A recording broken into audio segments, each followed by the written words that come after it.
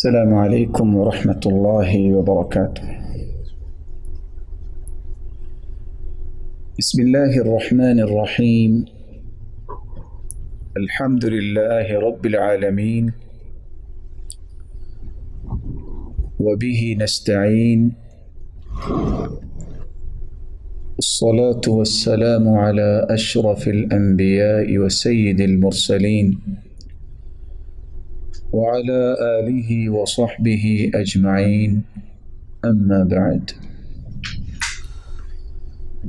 فأعوذ بالله من الشيطان الرجيم. شهر رمضان الذي أنزل فيه القرآن هدى للناس وبينات من الهدى والفرقان. اللہ ذو الجلال ہم سب کے خالق اور مالک اور رازق ہیں، وہی قادر مطلق ہیں، پوری کائنات کا تصرف اسی کے ہاتھ میں ہے۔ اللہ تعالیٰ جس کو چاہے چن لے اور جس کو جو چاہے مقام عطا کر دے۔ مالک الملک نے مہینوں میں سب سے افضل مہینہ رمضان المبارک کا بنایا ہے، اور پھر راتوں میں سب سے افضل رات لیلۃ القدر کی بنائی ہے، اور پھر انبیاء علیہم الصلاۃ والسلام میں سے سب سے اعلیٰ اور ارفع اور اسما شخصیت محمد الرسول اللہ صلی اللہ علیہ وسلم کی بنائی ہے۔ جتنی بھی آسمانی کتابیں نازل ہوئی ہیں ان میں سب سے اعلیٰ کتاب قرآن مجید ہے، جو نوشتہ ہدایت بھی ہے اور ہر مسلمان کے لیے دستور حیات بھی ہے۔ اللہ تعالیٰ کا بہت بڑا احسان ہے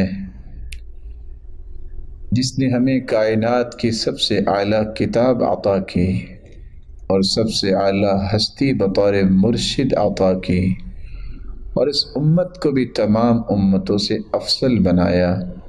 انتم خیرها واکرمها علی اللہ عز وجل۔ رسول اللہ صلی اللہ علیہ وسلم کا فرمان ہے کہ تم بہترین امت ہو اور سب سے زیادہ عزت والی اور بہتری والی امت ہو۔ تمہاری صفات یہ ہیں کہ تم نیکی کا حکم کرتے ہو اور برائی سے منع کرتے ہو۔ ایک مومن، اس کا طرز زندگی کیا ہونا چاہیے؟ تو سب سے پہلا کام اس مبارک مہینے کے استقبال کے لیے ہمیں ابھی سے ہی اپنی نیت کو خالص کرنا چاہیے، اور رمضان المبارک میں بھی اسی تسلسل کے ساتھ اپنی خلوص نیت کو زندگی کے آخری سانس تک لے جانے والا ہی اصل رجل الرشید ہے۔ اللہ تعالیٰ ایسے لوگوں کی صف میں ہمیں شامل فرمائے۔ یہ نہ ہو کہ انسان محنت کر کر کے تھک جائے، اعمال کی لائنیں لگا دے، لیکن قیامت کا دن ہو۔ صحیح بخاری کی روایت ہے، یکشف ربنا عن ساقی، اللہ ذو الجلال قیامت کے دن اپنی مبارک پنڈلی سے پردہ ہٹائیں گے۔ فیسجد لہ کل مؤمن ومؤمنہ، جو سچے مومن ہوں گے مرد یا عورت، وہ فوراً سجدے میں گر جائیں گے، سجدہ ریز ہو جائیں گے۔ وَيَبْقَى مَنْ كَانَ يَسْجُدُ فِي الدُّنْيَا رِيَاءً وَسُمْعَةً، لیکن جنہوں نے دنیا کو دکھانے کے لیے، دنیا کو سنانے کے لیے، دنیا کی واہ واہ کے لیے اور دنیا میں پاپولیرٹی کے لیے کام کیا ہوگا، فَيَذْهَبْ لِيَسْجُدْ فَيَعُودُ ظَهْرُهُ طَبَقًا وَاحِدًا، وہ سجدہ کرنے کی کوشش تو کریں گے لیکن ان کی کمر تختہ بن جائے گی۔ كُلَّمَا أَرَادَ أَن يَسْجُدْ خَرَّ عَلَى قَفَاهُ، وہ سجدہ کرنے کے لیے تو جھکنا چاہیں گے لیکن صلاحیت سلب کر لی جائے گی، وہ سجدے میں نہیں بلکہ اپنی گدی کے بل گر جائیں گے۔ اللہ ذوالجلال ہم سب کو ہر قسم کی ریاکاری اور شہرت سے محفوظ فرمائے، ایسی خواہشات سے ہر وقت محفوظ فرمائے۔ دوسرا کام جو اس مبارک مہینے کے استقبال میں کرنا چاہیے اور اسی کیفیت کو ہی آگے لے کے ہمیں رمضان میں داخل ہونا ہے، ہمیں توبۃ النصوح، سچی توبہ کرنی ہے۔ سب سے پہلے تو اس بات پہ اتفاق کرنا ضروری ہے کہ ہم میں سے ہر ایک سے گناہ سرزد ہوتے ہیں۔ ہمیں اقرار کرنا چاہیے، ہمیں اعتراف کرنا چاہیے۔ جب تک یہ اعتراف اور اقرار نہیں ہے اس وقت تک صحیح راستے کی نشاندہی ممکن نہیں ہے۔ اور جن لوگوں کا یہ رویہ بن جاتا ہے کہ میرے تو گناہ ہی کوئی نہیں، وہ کبھی معافی نہیں مانگتے اور وہ کبھی بھی اپنے راستوں کو منور نہیں کر سکتے۔ اس لیے یہ طے کرنا ضروری ہے، کل بنی آدم خطاء وخیر الخطائین التوابون۔ کائنات کا ہر فرد، آدم کی اولاد کا ہر فرد خطا کار، بہترین وہ ہے جو توبہ کر لے۔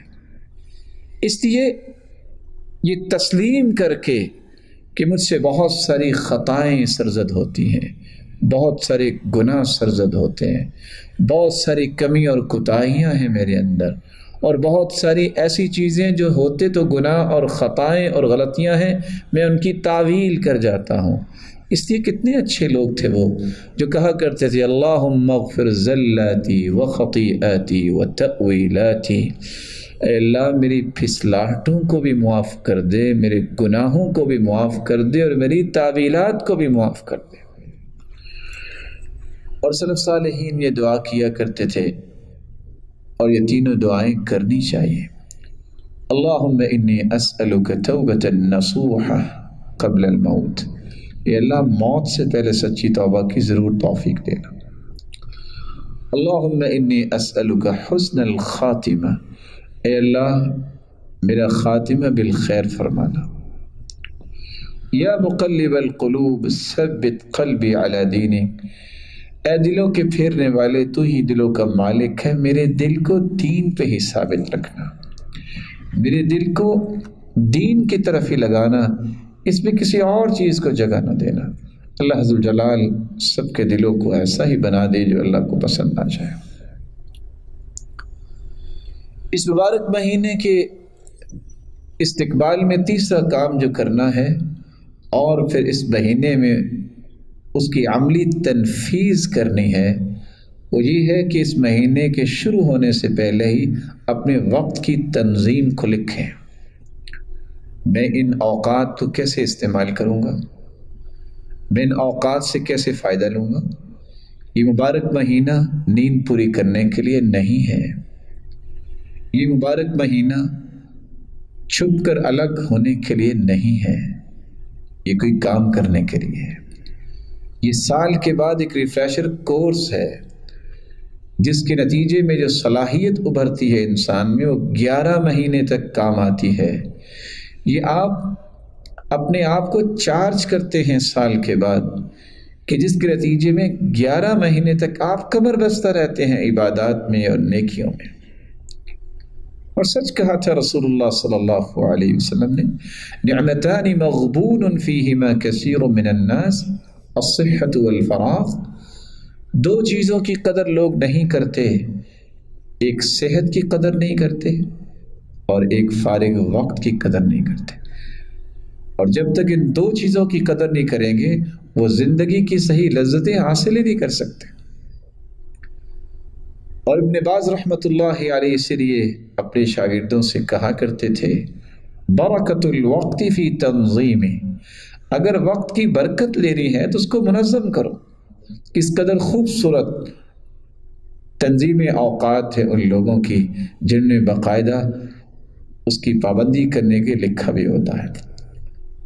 اس مبارک مہینے میں کم از کم جو 50 نمازیں فرض ہوئیں، اللہ تعالیٰ نے احسان فرمایا 5 رہ گئی، پڑھتے ہم 5 ہیں، ثواب 50 کا ملتا ہے۔ کم از کم اس مبارک مہینے میں 50 رکعتیں تو ہمیں پڑھنی چاہیے۔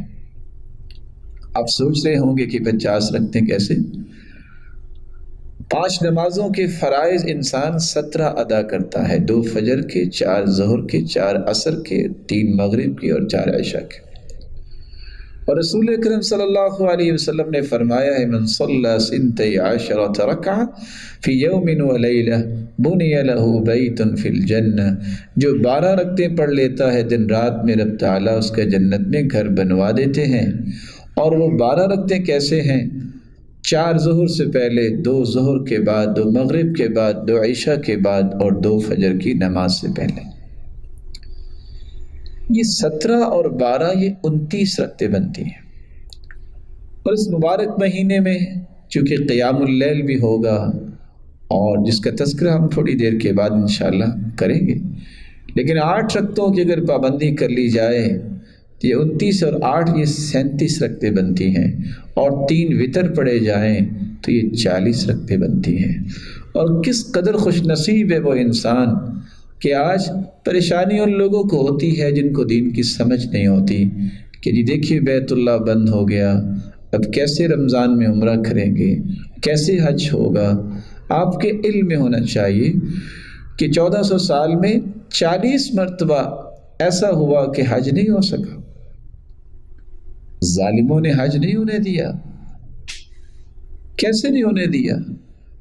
کہ جب وہ کرامتہ نے بیت اللہ پہ حملہ کیا، وہ تو ہجر اسود بھی اکھاڑ کے لے گئے تھے، 22 سال تک لوگ طواف کرتے رہے بغیر ہجر اسود کے، اور اس نے تو 30,000 حاجیوں کو قتل کر کے زمزم کے کنویں میں پھینک دیا تھا۔ اور نعوذ باللہ من ذالک کہتا تھا، کون کہتا ہے من دخلہ کان آمنا، بلاؤ اپنے رب کو، والعیاذ باللہ۔ تو اس لیے لوگوں کی باتوں کے پیچھے نہیں لگنا چاہیے، جس کا سچا ایمان ہے اور اس کا علم جو ہے وہ قوت والا ہے، وہ جس جگہ بھی موجود ہے وہاں بھی اجر ضرور لے سکتا ہے۔ رسول اللہ صلی اللہ علیہ وسلم نے فرمایا من صلی الفجر فی جماعہ ثم قعد یذکر اللہ عز وجل حتی تطلع الشمس ثم صلی رکعتین كانت له كأجر حجة وعمرة تامة تامة تامة۔ جو فجر کی نماز پڑھتا ہے جماعت کے ساتھ، پھر اللہ کے ذکر میں مشغول ہوتا ہے، سورج نکل آتا ہے، اٹھ کے 2 رکعتیں پڑھتا ہے، اسے حج عمرے کا ثواب اللہ عطا کر دیتے ہیں۔ تو کتنا ہی اچھا ہو انسان سحری کے وقت اٹھے، اللہ سے دعا کرے، کثرت سے استغفار کرے، اور اذان کے قریب سحری ضرور کھائے، کیونکہ سحری کھانے میں بھی برکت ہے۔ ان فی السحور لبرکہ، اللہ نے اس میں برکت رکھی ہے، اس کو مبارک کھانا کہا ہے۔ پھر اس کے بعد گھر میں ہی سنتیں ادا کرے، رکعتا الفجر خیر من الدنیا وما فیہا، کہ میں نے گھر میں 2 رکعتیں پڑھنی ہے، یہ عزم کرے، اور دنیا ما فیہا سے یہ 2 رکعتیں بہتر ہیں۔ جماعت کے ساتھ نماز پڑھے اور پھر اللہ کے ذکر میں مشغول ہو جائے، اور عادت بنائے کہ میں نے اشراق پڑھ کے اٹھنا ہے۔ ہاں اگر کوئی جگہ بدلنا چاہتا ہے تو ابن حجر اسقلانی لکھتے ہیں صحیح بخاری کی شرح میں، اللہ کی رحمت وسیع ہے، وہ ذکر میں مشغول رہے تو اجر سے وہ محروم نہیں ہوگا۔ اس کے بعد رسول اکرم صلی اللہ علیہ وسلم نے ایک اور عمل بتایا ہے کہ اگر انسان چاش کے وقت 2 رکعتیں پڑھ لیتا ہے تو 360 جوڑوں کا صدقہ ادا ہو جاتا ہے۔ چاش کا وقت، ضحیٰ کا وقت اور صلاۃ الاوابین کا وقت، یہ تینوں ایک ہی نماز کے نام ہیں۔ جب گرمی کے موسم میں اونٹنی کا بچہ جب زمین پہ چلے تو اس کے پاؤں جلیں، صلاۃ الاوابین حین رمضت الفصال، اللہ عز وجل کے پیغمبر نے فرمایا جب اونٹنی کے بچوں کے پاؤں جلیں یہ صلاۃ الاوابین ہے، خود اللہ کی طرف پلٹ کے آنے والوں کی نماز۔ اور حدیث کے الفاظ ہیں جو 4 رکعتیں پڑھ لیتا ہے، اللہ فرماتے ہیں اے آدم کے بیٹے ارکع 4 رکعات فی اول النہار اکفیک آخرہ، 4 رکعتیں دن کے شروع میں تم پڑھ لو، سارا دن میں تمہیں کافی ہو جاؤں گا۔ معمول بنائیے کہ اگر اس کے بعد آپ نے کوئی کام کرنا ہے تو پھر 4 وقت تھوڑا سا اپنے آپ کو ریلیکس کیجیے اور نماز کے لیے کھڑے ہو جائیے، یہ دوبارہ آپ کی قوت کو بحال کر دے گا۔ تو 42 اور 4 یہ جمع کر لیں تو یہ 46 رکعتیں بنتی ہیں۔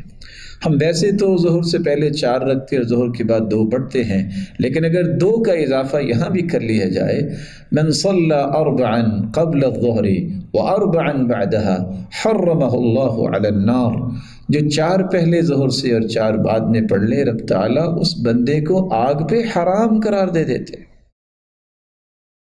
تو یہاں بھی 2 کا اگر اضافہ کر لیا جائے تو کتنا ہی خوب ہے، انسان 48 رکعتیں اس طرح پڑھ سکتا ہے دن میں۔ اور پھر رسول اکرم صلی اللہ علیہ وسلم نے تو یہ بھی فرمایا، رحم اللہ امرأ صلی قبل العصر 4، جو عصر سے پہلے 4 رکعتیں پڑھ لیتا ہے، اللہ تعالیٰ کی رحمت کی برکھا اس پہ برستی ہے۔ اور دوسری روایت میں آتا ہے، من حافظ علی 4 رکعات قبل العصر، جو حفاظت کرتا ہے ان 4 رکعتوں کی عصر سے پہلے، اللہ اس کا جنت میں گھر بنوا دیتے ہیں۔ تو اگر 4 رکعتیں یہ بھی بن جائے تو 50 کیا 52 بن سکتے ہیں۔ صلو قبل المغرب رکعتین، مغرب سے پہلے 2 رکعتیں پڑھو، اس حدیث پہ بھی عمل کرنے کی کوشش کرنی چاہیے، اور اگر 2 رکعتیں مغرب سے پہلے پڑھ لی جائیں تو یہ 54 بن جائیں گے۔ رسول اکرم صلی اللہ علیہ وآلہ وسلم نے فرمایا تھا، بین کل اذانین صلاۃ، اذان اور اسی طرح اقامت کے درمیان بھی نماز ہوتی ہے، انسان کو نماز پڑھنی چاہیے۔ 2 رکعتیں کھڑے ہو کے پڑھ لے، پھر دعا کر لے اور قرآن کی تلاوت کر لے، تو کس قدر یہ خوبصورت عمل ہے۔ اور آپ صلی اللہ علیہ وآلہ وسلم نے فرمایا تھا، جو 4 رکعتیں عشاء کی نماز کے بعد اکٹھی پڑھ لے تو یہ تو ایسا ہے جیسے اس نے لیلۃ القدر میں 4 رکعتیں پڑھی ہیں۔ اللہ تعالیٰ ہمیں ان عبادات کو اختیار کرنے کی توفیق عطا فرمائے۔ چوتھا کام جو رمضان المبارک میں ہمیں کرنا ہے، جو بہت ہی مہم ہے، بہت ہی ضروری ہے، جس سے ہماری ساری عبادتیں محفوظ ہو جائیں گی، ہم اپنی زبان کی حفاظت کریں۔ اس لیے تو سلف صالحین کا یہ طریقہ تھا، کان السلف اذا صاموا جلسوا فی المسجد وَأَقْبَلُوا عَلَى تِلَاوَةِ الْقُرْآنِ وَقَالُوا نَحْفَظُ صَوْمَنَا وَلَا نَغْتَابُ أَحَدًا۔ سلف صالحین جب روزہ رکھتے تو مسجدوں میں آ جاتے اور قرآن کھول کے بیٹھ جاتے اور کہتے ہم اپنے روزے کی حفاظت کرنا چاہتے ہیں اور غیبت سے بچنا چاہتے ہیں، ہم کسی کی غیبت نہیں کریں گے۔ اور حدیث نے کتنی خوبصورت بات کہی ہے، مَن لَّمْ يَدَعْ قَوْلَ الزُّورِ وَالْجَهْلِ وَالْعَمَلَ بِهِ فَلَا حَاجَةَ لِلَّهِ فِي أَن يَدَعَ طَعَامَهُ وَشَرَابَهُ، جو جھوٹ بولنا نہیں چھوڑ رہا، جو جہالت کی گفتگو نہیں چھوڑ رہا، جو برے اعمال نہیں چھوڑ رہا، اللہ تعالیٰ کو ایسے شخص کی ضرورت نہیں ہے کہ وہ کھانا پینا چھوڑ دے، وہ اپنے آپ کو محروم ہی کر رہا ہے، اس کو کیا فائدہ ہوگا۔ اس لیے سلف صالحین کہا کرتے تھے، ادرکنا السلف وهم لا يرون العبادة في الصوم ولا في الصلاة ولكن في الكف عن اعراض الناس۔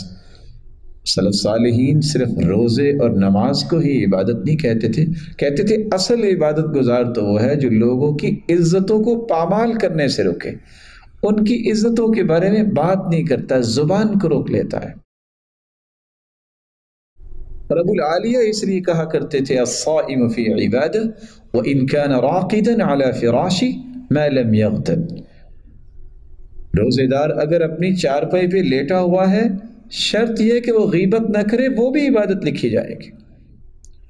اور مالک بن دینار نے تو ایک ایسا فیصلہ دیا ہے جو آج ہم سب کو سمجھنا چاہیے، اذا رأيت قساوة في قلبك ووهنا في بدنك وحرمانا في رزقك فاعلم انك تكلمت فيما لا يعنيك۔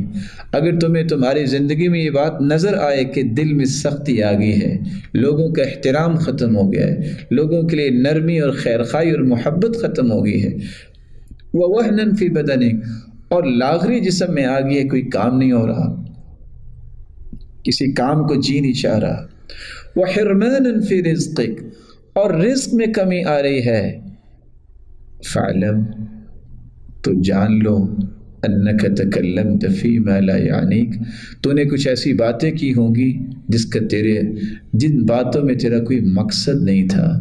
لا یعنی گفتگو میں اپنی زبان کو چلانے سے یہ 3 مصیبتوں کا سامنا کرنا پڑے گا، دل بھی سخت ہوتا ہے اور جسم میں بھی لاغری آتی ہے اور رزق میں بھی کمی ہو جائے گی۔ اس لیے اللہ تعالیٰ سے دعا ہے کہ اللہ ذو الجلال ہماری زبانوں کو اس قدر خوبصورت بنا دے، من لانت کلمتہ وجبت محبتہ۔ سیدنا علی رضی اللہ تعالیٰ عنہ فرمایا کرتے تھے جس کی زبان میں نرمی آ جاتی ہے اللہ ساری دنیا کے دلوں میں اس کی محبت پیدا فرما دیتے ہیں، اس کی محبت واجب ہو جاتی ہے۔ 5واں کام، جہاں ہمیں زبان کو خوبصورت بنانا ہے، زبان اصل میں یہ عکاسی کرتی ہے کہ انسان کا دل کیسا ہے، تو اس سے پہلے ہمیں دل کو بھی صاف کرنا ضروری ہے۔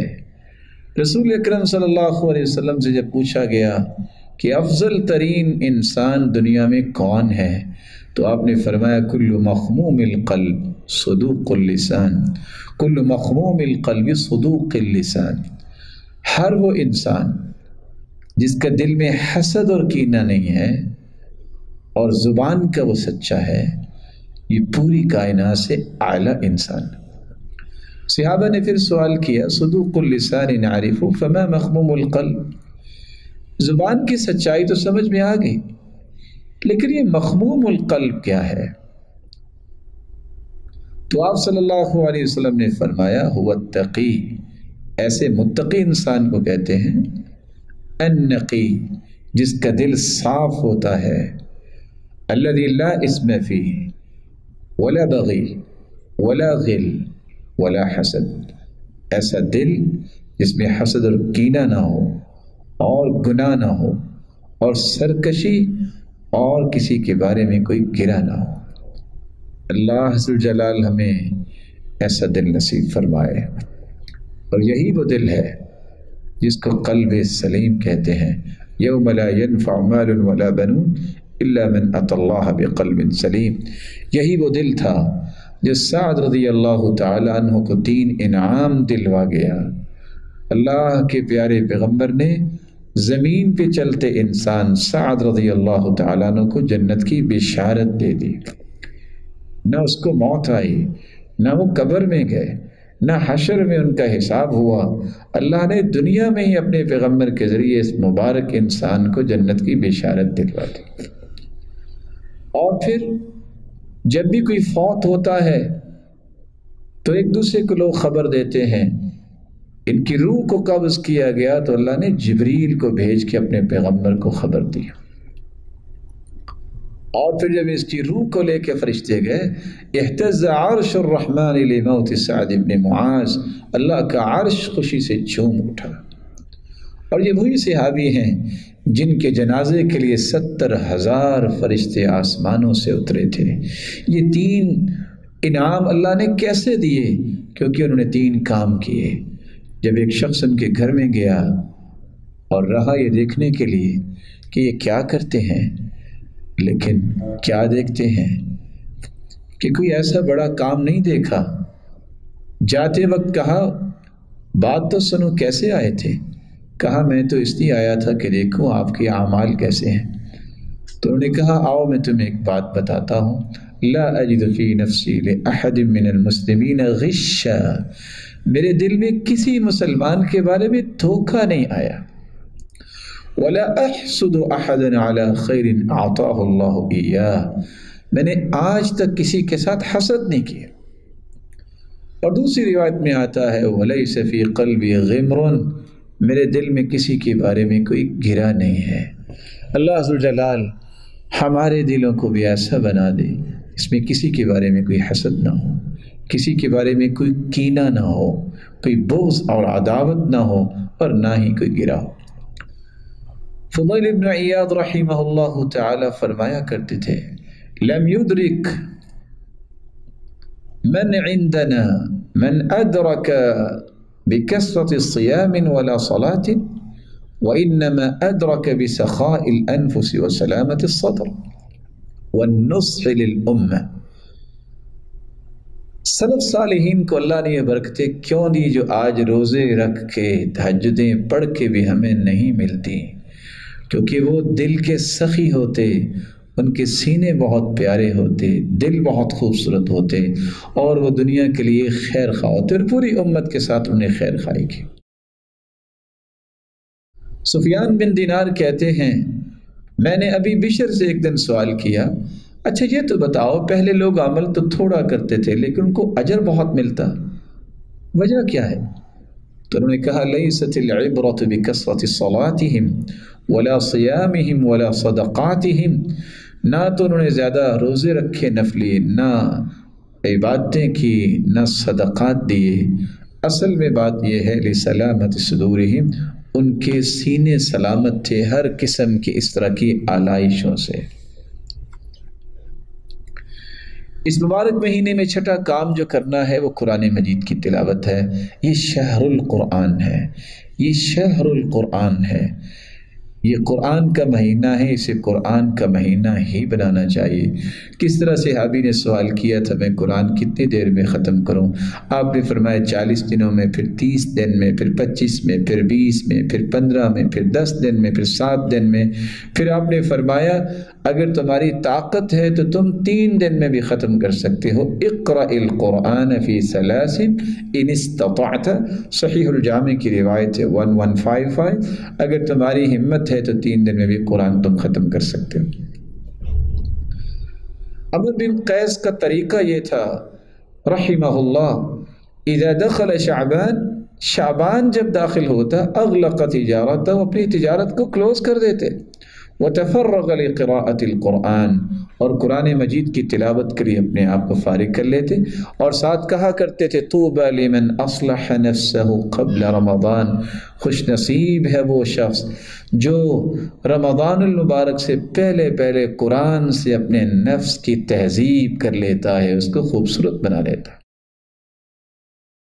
اور امام زہری رحمۃ اللہ علیہ کا طریقہ یہ تھا اذا دخل رمضان، جب رمضان شروع ہوتا قال فإنما هو تلاوة القرآن وإطعام الطعام، اس مہینے میں 2 کام ہی ہوں گے، ایک قرآن پڑھنا ہے اور ایک لوگوں کو زیادہ سے زیادہ کھانا کھلانا ہے۔ امام مالک رحمۃ اللہ علیہ کا طریقہ یہ تھا اذا دخل رمضان يفر من قراءة الحديث ومجالسة أهل العلم، کہ وہ رمضان المبارک میں حدیث پڑھنے اور اہل علم کی مجلسوں سے بھی الگ ہو جاتے، وَأَقْبَلَ عَلَى تِلَاوَةِ الْقُرْآنِ مِنَ الْمُصْحَفِ، اور قرآن مجید کھول کے تلاوت کرنے میں اپنے آپ کو لگا لیتے۔ 7واں کام، جس طرح یہ شہر القرآن ہے یہ شہر القیام بھی ہے، رمضان کا قیام سنت کے مطابق کیا جائے۔ من قام رمضان ایمانا واحتسابا غفر له ما تقدم من ذنبی، جو اللہ کی رضا کے لیے، اس کو راضی کرنے کے لیے، اجر و ثواب کے لیے قیام کرتا ہے، اس کی زندگی کے سارے گناہوں کو اللہ معاف کر دیتے۔ 10 آیتیں بھی اللہ کے سامنے کھڑے ہو کے کو پڑھ لے، لم یکتب من الغافلین، اللہ غافلوں سے اس کا نام کاٹ دیتے۔ ما كان رسول الله صلی اللہ علیہ وسلم یزید فی رمضان ولا فی غیر علی 11 رکعہ، صحیح بخاری اور صحیح مسلم کی روایت ہے، صحیح بخاری میں 1147 اور صحیح مسلم میں 4969، یہ حدیث صحیح مسلم میں 749 حدیث کا نمبر ہے کہ آپ صلی اللہ علیہ وسلم رمضان اور غیر رمضان میں 11 رکعتوں سے زیادہ نہیں پڑھتے تھے۔ اور صحیح الجامع کی روایت کے یہ الفاظ بھی ہیں کان یصلی من اللیل 13 رکعہ، اللہ کے رسول 13 رکعتیں پڑھتے تھے جن میں وتر بھی ہوتا اور فجر کی 2 رکعتیں بھی ہوتی۔ تو قیام اللیل، تراویح کو اور تہجد کو یہ عادت بنانی چاہیے، اور آپ صلی اللہ علیہ وآلہ وسلم یہ رکھتے 2 طریقوں سے پڑھتے تھے۔ ایک طریقہ تو سیدہ عائشہ نے بیان کیا ہے، صحیح بخاری میں 1157 اور صحیح مسلم میں 738، رسول اللہ صلی اللہ علیہ وآلہ وسلم کے متعلق فرماتی ہیں یصلی 4 رکعات، 4 رکعتیں اکٹھی پڑھتے، فلا تسأل عن حسنہن وطولہن، اس قدر خوبصورت اور لمبی ہوتی کہ مت پوچھئے، ثم یصلی 4، پھر 4 رکعتیں اکٹھی پڑھتے، فلا تسأل عن حسنہن وطولہن، مت پوچھئے کتنی وہ خوبصورت اور لمبی ہوتی، ثم یصلی 3، پھر وہ 3 رکعتیں اس کے بعد پڑھتے۔ اور دوسرا طریقہ رسول اللہ صلی اللہ علیہ وآلہ وسلم کا یہ بھی تھا، كان رسول الله صلى الله عليه وسلم يصلي فيما بين أن يفرغ من صلاة العشاء إلى أن ينصدع الفجر 11 ركعة يسلم من كل سنتين ويوتر بواحدة۔ عشاء کی نماز کے بعد 11 رکعتیں پڑھتے، ہر 2 کے بعد سلام پھیرتے اور ایک وتر آخر میں الگ پڑھتے۔ اور یہ سنن ابی داؤد کی روایت ہے۔ رسول اللہ صلی اللہ علیہ وسلم نے امت کے لیے کتنی آسانیاں کی۔ آپ تہجد کے وقت بھی یہ پڑھ سکتے ہیں، رات کے درمیان میں بھی پڑھ سکتے ہیں، رات کے شروع میں بھی پڑھ سکتے ہیں۔ جو عشاء کی نماز اور فجر کی نماز با جماعت پڑھتا ہے، اللہ اس کو بھی رات کے قیام کا ثواب دے دیتے ہیں، اور جو عشاء کی نماز با جماعت پڑھتا ہے اسے آدھی رات کے قیام کا ثواب مل جاتا ہے۔ جو نیت کر کے سو جاتا ہے، نہیں اٹھ سکا تہجد کے لیے، تہجد اس کی بھی اس کے نام اعمال میں لکھی جاتی ہے۔ جو اکیلے وتر کی پابندی کرتا ہے، وتر نہیں چھوڑتا، قیامت کے دن تہجد پڑھنے والوں کی صف میں اسے بھی کھڑا کیا جائے گا۔ جو کچھ بھی نہیں پڑھ سکا تہجد میں، جو اس نے معمول بنایا ہے، اللہ کے رسول کا فرمان ہے کہ جب کسی کو تھکاوٹ ہو جائے، کوئی تکلیف ہو یا نیند آ جائے، تو اگر صبح وہ 11 کی بجائے 12 رکعتیں اشراق کے بعد سے لے کے ظہر تک پڑھ لیتا ہے تو اسے ثواب تہجد کا ہی ملے گا۔ 8واں کام جو کرنے والا ہے اس مبارک مہینے میں صدقہ کیا جائے۔ صدقہ یہ انسان کے سچے مومن ہونے کی دلیل ہے، وہ صدقۃ برہان۔ یہ قابل رشک ایک خوبی ہے جس کو اختیار کرنا چاہیے۔ لا حسد الا فی اثنتین، صرف 2 لوگوں کو دیکھ کے رشک کرنا چاہیے، تمنا اور خواہش اور تڑپ پیدا ہونی چاہیے۔ ایک جس کو اللہ نے قرآن کی دولت سے نوازا اور دن رات اس کی تلاوت کرتا ہے، دوسرا جس کو اللہ نے مال کی دولت سے نوازا اور دن رات اللہ کی راہ میں خرچ کرتا ہے۔ ہر قسم کی بیماریوں کا یہ علاج بھی ہے، داؤ مرضاکم بالصدقہ، بیماریوں کا علاج صدقے سے کیا کرو۔ یہ جسمانی بیماریوں کا بھی علاج ہے، قلبی بیماریوں کا بھی علاج ہے۔ کس طرح ایک انسان اپنے سخت دل کی شکایت لے کے آیا تو اللہ کے رسول نے فرمایا، اگر تم سمجھتے ہو کہ تمہارا دل نرم ہونا چاہیے تو فَأَطْعِمِ الْمِسْكِينَ وَامْسَحْ رَأْسَ الْيَتِيمِ، تم مسکینوں کو کھانا کھلایا کرو اور یتیموں کے سر پہ ہاتھ رکھو، یعنی ان کی سرپرستی کرو، ان کی کفالت کرو، دل خوبصورت ہو جائے گا۔ یہ معاشرتی بیماریوں کو بھی دور کر دیتا ہے، چوری، یہ بخل، یہ زنا، یہ معاشرے کی بیماریاں بن گئی۔ کس طرح ایک انسان 3 راتوں میں خلوص نیت سے صدقہ پیش کرتا ہے، ایک دن چور کو مل گیا، دوسرے دن زانیہ کو مل گیا، تیسرے دن ایک غنی کو دے کے صدقہ چپکے سے واپس آ گیا، اندھیرے میں نہیں پتہ چلا۔ اللہ ذوالجلال نے اس کا نتیجہ کیا نکالا؟ ایک تو خوشخبری دی کہ تیرے 3 دنوں میں 3 راتوں میں کیے گئے صدقے کو قبول کیا گیا ہے، اور تیرے صدقے کے مال سے چور نے آئندہ سے چوری سے توبہ کر لی ہے، زانیہ نے اپنی اس بدکاری سے توبہ کر لی ہے، اور یہ امیر تھا تو امیر لیکن بہت بخیل تھا، اس نے بھی خرچ کرنا شروع کر دیا۔ ہر قسم کے فتنوں کا بھی علاج ہے۔ دنیا میں ان گن فتنے موجود ہیں۔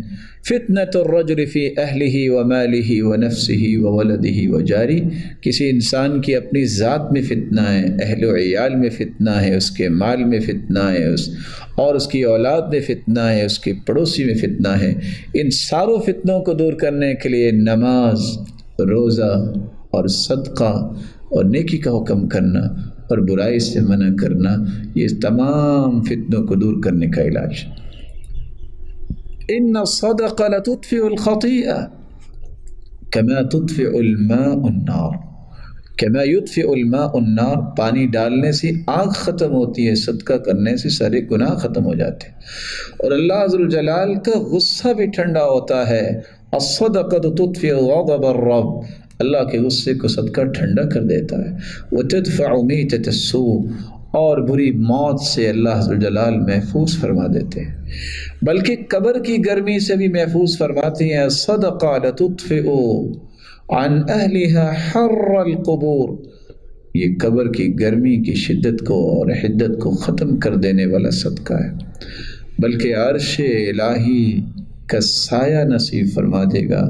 وَرَجُلٌ تَصَدَّقَ بِصَدَقَةٍ فَأَخْفَاهَا حَتَّى لَا تَعْلَمَ شِمَالُهُ مَا تُنْفِقُ يَمِينُهُ، ایسا صدقہ جو اللہ کی رضا کے لیے چھپا کے کرتا ہے، دائیں ہاتھ سے کرتا ہے، بائیں ہاتھ کو پتہ نہیں چلتا، اس کے نتیجے میں رب تعالیٰ اسے اپنے عرش کا سایہ نصیب فرمائیں گے۔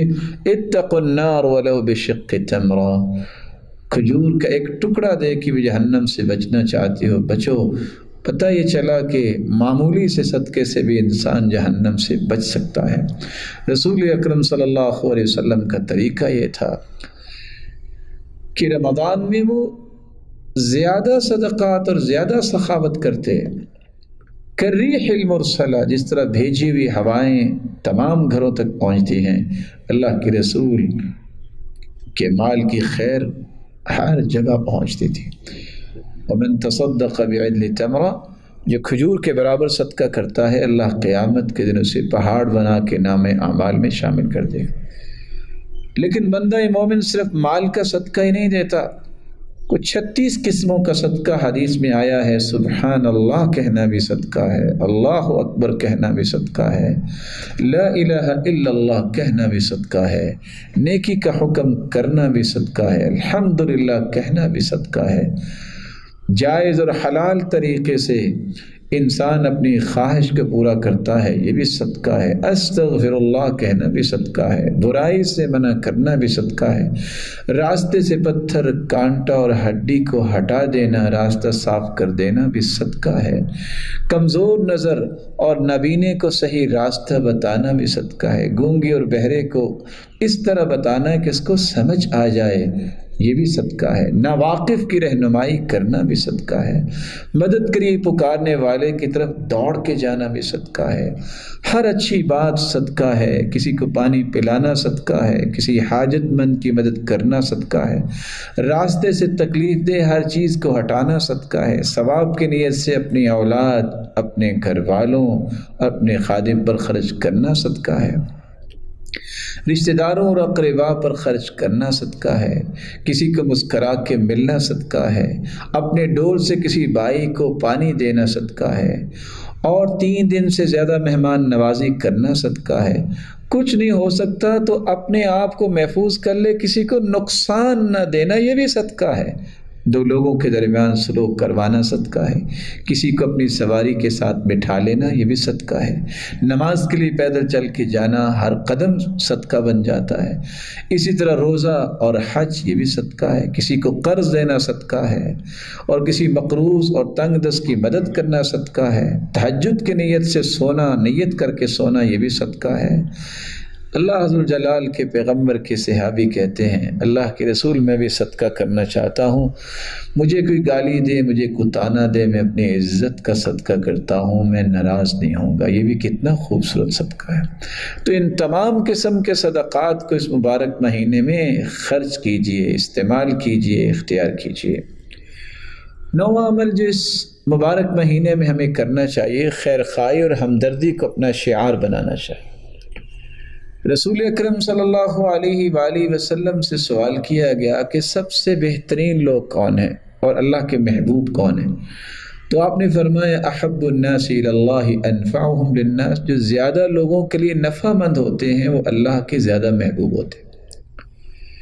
پھر پوچھا گیا کہ سب سے محبوب عمل کون سا ہے، تو آپ نے فرمایا سرور تدخلہ علی مسلم، کسی کے دل میں خوشی پیدا کر دینا، او تکشف عنہ کربہ، اس سے کوئی مصیبت دور کر دینا، او تقضی عنہ دینا، اگر وہ مقروض ہے تو اس کے قرض کو ادا کر دینا، او تطرد عنہ جوعا، کسی کی بھوک دور کر دینا، اسے کھانا کھلانا، اور کسی کے ساتھ جا کے اس کا جائز کام کروا دینا، اس کا اتنا اجر ہے کہ مسجد نبوی میں 1 مہینہ اعتکاف سے بھی زیادہ محبوب عمل۔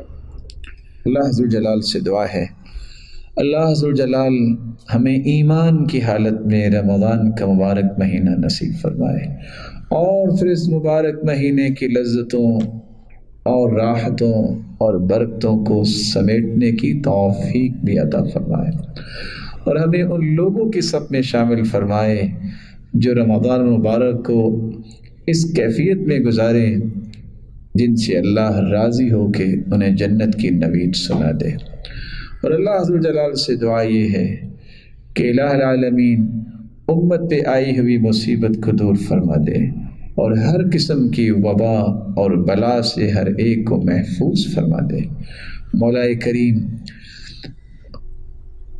جن لوگوں نے قرآن مجید کو مکمل کیا ہے، کتنے خوبصورت وہ لمحات ہیں کہ جب انسان کسی مقصد کی تکمیل کر رہا ہوتا ہے، الہ العالمین جنہوں نے قرآن مجید کا ترجمہ، تفسیر اور اسی طرح قرآن مجید کے دیگر پہلوؤں کو مکمل کیا ہے، مولا کریم یہ سیکھنا اور سکھانا ان سب کے لیے توشہ آخرت بنا دے۔